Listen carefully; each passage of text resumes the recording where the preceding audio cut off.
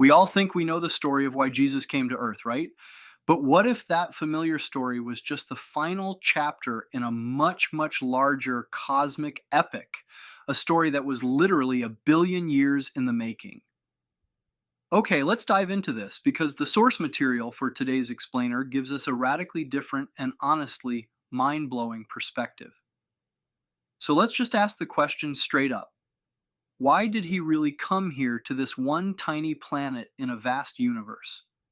Was it only about saving us from sin, or was there something bigger going on? And here it is, the core shift in perspective. On one side, you have the common belief he came to save humanity.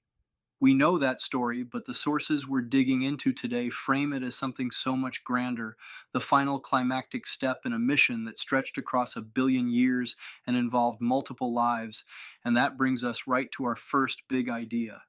His mission wasn't just about saving people on this planet. Nope, it was about saving an entire corner of the cosmos. According to the source, the real goal was the salvation. And get this, the earned leadership of our entire local universe, which has a name Nebadon. Our story, humanity's story, was absolutely a crucial part of that, but it was one piece of a much, much larger cosmic puzzle. And a puzzle this big needs a new kind of protagonist. So, who is the hero of this billion-year long epic? Well, it's time to meet the being who would one day be known to us as Jesus. This is where we meet Michael of Nebadon. The source material explains that he's a creator son, and there are 700,000 of them. And this one, Michael, is the actual creator of our local universe, the being we know as Jesus. Of Nazareth was the seventh and final physical incarnation of this immense cosmic being. So if Jesus was his final form, what on earth came before? Well, you could think of it as the ultimate cosmic training program. It was a journey Michael had to complete. It's actually a requirement for all creator sons before they can take absolute command of the universes they've made. And check this out. This is the path he took the seven bestowals or incarnations. Just look at the sheer range of lives he had to live. He was a divine teacher, a celestial ruler. He even lived as an angelic executive in a spirit pilgrim. He had to experience life from almost every possible angle. And the point wasn't just to understand his creation. It was hands-on training to become a truly just, wise, and compassionate ruler. Let that number sink in for a second. A billion years. This wasn't a quick trip. This whole cosmic training mission took nearly 1 billion of our years to finish it. Kind of puts the 33 years he spent here on Earth into a whole new context, doesn't it? And so, after a billion years, after 6 completely different lives, every road led here to our little world for the final and maybe the most difficult test of all, to live and die as one of us now. The source material gives us a pretty unique take on the incarnation itself. It talks about a natural birth with Joseph as the biological father, but with one singular divine event, the personality of Michael was inserted right into that naturally fertilized embryo, and in that moment, he chose to limit his own divine power so he could live a truly human life.